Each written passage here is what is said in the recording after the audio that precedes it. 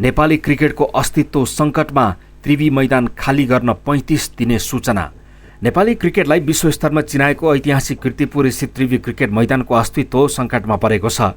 त्रिभुवन विश्वविद्यालयले आफ्नो स्वामित्वमा रहेका जग्गा अतिक्रमण भएको ठहर गर्दै क्रिकेट मैदान सहितका संरचना 35 दिनभित्र खाली गर्न अल्टिमेटम दिएको हो। विश्वविद्यालयको रजिस्ट्रार कार्यालयले नेपाल क्रिकेट संज्ञानलाई पत्राचार गर्दै आगामी जेठ पहिलो हप्ताभित्र मैदान खाली गर्न भनेको हो। त्रिवी र क्यानबिसको वर्तमान सम्झौता यही वैशाख मसान्तमा सकिँदैछ। विगतमा सम्झौता नवीकरण हुँदै आए पनि यसपटक त्रिवीका पदाधिकारीहरू क्रिकेटलाई निरन्तरता दिने पक्षमा छैनन्।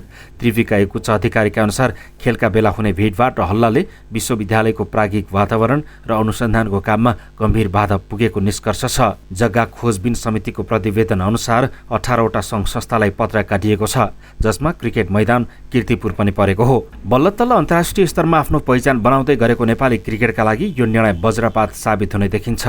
मुलपानी क्रिकेट मैदान अझै पूर्ण तयारीको अवस्थामा छैन। यस्तोमा त्रिवी मैदान गुम्नु भनेको नेपालले आफ्नै देशमा अन्तर्राष्ट्रिय खेल आयोजना गर्ने अधिकार गुमाउनु हो। सरकारले यस मैदानलाई 10 अर्बको लगानीमा अत्याधुनिक रङ्गशाला बनाउने गुरु योजना स्वीकृत गरिसकेको छ। त्रिवीको यो कदमले अर्बौंको लगानी र भविष्यको गुरु योजनालाई नै अन्यलमा पारेको छ। यता नेपाल क्रिकेट संज्ञानले भने जसरी पनि सम्झौता नवीकरण गराउने प्रयास थालेको जनाएको छ।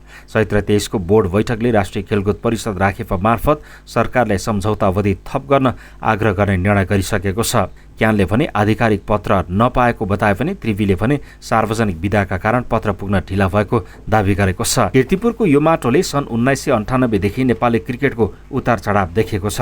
डिभिजन 5 देखि विश्वकपसम्मको यात्रा यही मैदानबाट सुरु भएको हो। विश्वविद्यालयको जग्गा व्यवस्थापन प्राविधिक रूपमा सही देखिए पनि राष्ट्रिय गौरवको प्रतीक बनेको खेलकुद संरचनालाई अतिक्रमणको सूचीमा राखेर हटाउन खोज्नुले खेलप्रेमीहरूलाई आक्रोशित बनाएको छ। यदि सरकारले समयमै ठोस हस्तक्षेप नगरे नेपाली क्रिकेटले आफ्नो घर मात्र गुमाउने छैन, विश्व क्रिकेटमा नेपालको उदयको कथा पनि यही पूर्ण विराम लाग्न सक्छ।